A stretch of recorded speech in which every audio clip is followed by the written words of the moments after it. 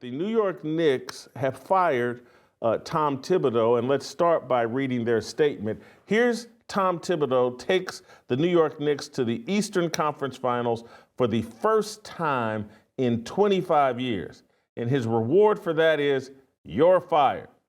Here's the statement. Our organization is singularly focused on winning a championship for our fans. This pursuit led us to a difficult decision to inform Tom Thibodeau that we've decided to move in another direction. We can't thank Tom enough for pouring his heart and soul into each and every day of being the New York Knicks head coach. He led us not only with class and professionalism for the past 5 seasons, but also to tremendous success on the court with 4 playoff berths and 4 playoff series victories. Ultimately, we made the decision we feel it is best for our organization moving forward.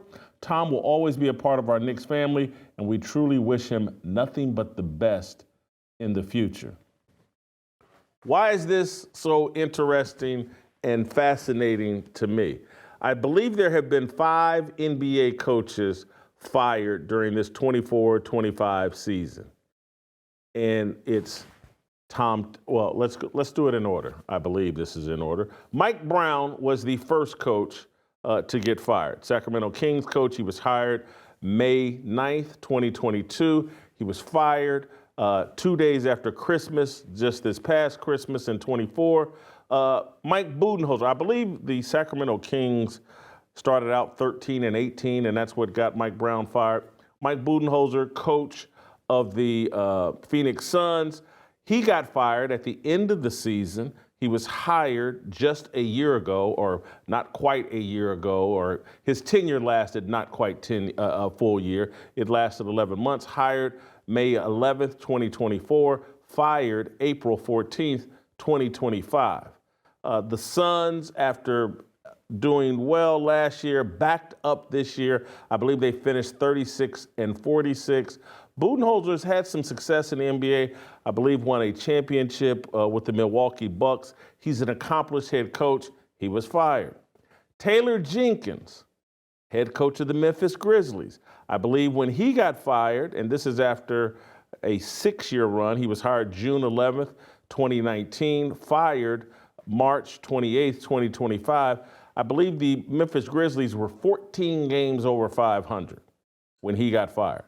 14 games over 500. Of course, Michael Malone, head coach of the Denver Nuggets, hired June 15th, 2015, fired April 8th, 2025. Of course, Michael Malone, 2 years ago, he and Nikola Jokic won a championship in Denver. They were well above 500 this year, got fired right before the start of the playoffs this season. It's an amazing firing. That was probably the most amazing firing. And then Tom Thibodeau, perhaps some people argue even more amazing considering the Knicks and their lack of success and the success that he led them to, hired July 30th, 2020, fired June 3rd, 2025. So let's do the racial math on this. This is what I find interesting about Tom Thibodeau getting fired, Mike Malone getting fired, Taylor Jenkins getting fired, in particular, those 3 in particular. 3 white coaches with teams well above 500, one coach that just 2 years ago won a championship, another coach, Tom Thibodeau, that takes the New York Knicks to the first Eastern Conference Finals in 25 years, and Taylor Jenkins is doing a solid job. And when he got fired, ESPN and everybody thought, holy cow, this is a shocking fire, and we can't believe Taylor Jenkins got fired. We happen to know that if any of these 3 coaches that I'm talking about here were black, we would be having a discussion about how racist America is, how racist NBA owners are, how racist and unfair things are.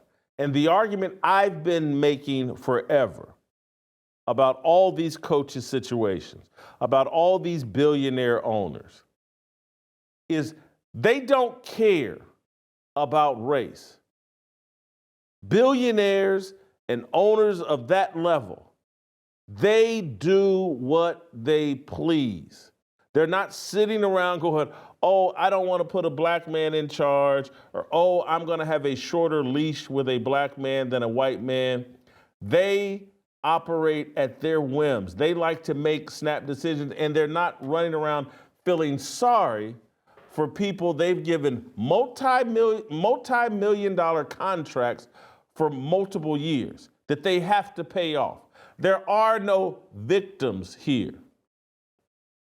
And this whole charade that we go through every year that some black coach gets fired or some black coach doesn't get hired.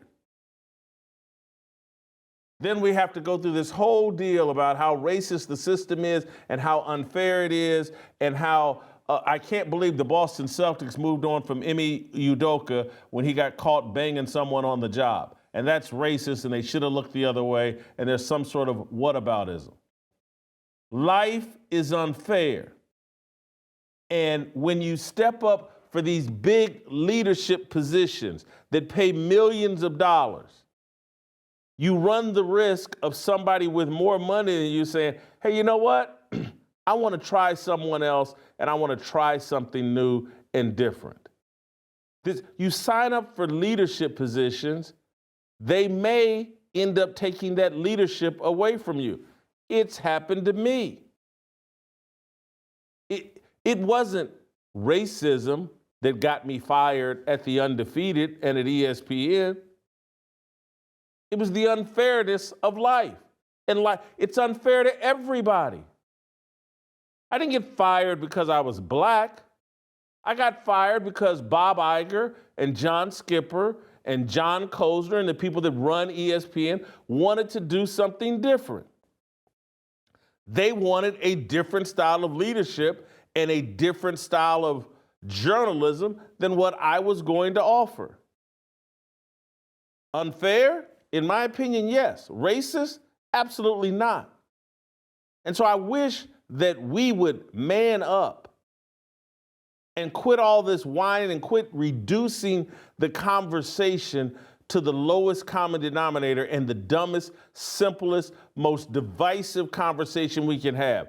A coach gets fired and we go check his race and then we decide how outraged we want to be. Tom Thibodeau, I don't think he should have been fired. But James Dolan is a billionaire. He makes all kinds of James Dolan's the owner of the New York Knicks. He makes all kinds of irrational, emotional, whimsical, in the moment, in the heat of emotion decisions. That's what he does. That's what a lot of people do. But let's run the numbers here. I believe there were 19 white NBA coaches starting out this NBA season. 4 of them have been fired. That's 21%. 11 black coaches started out this season.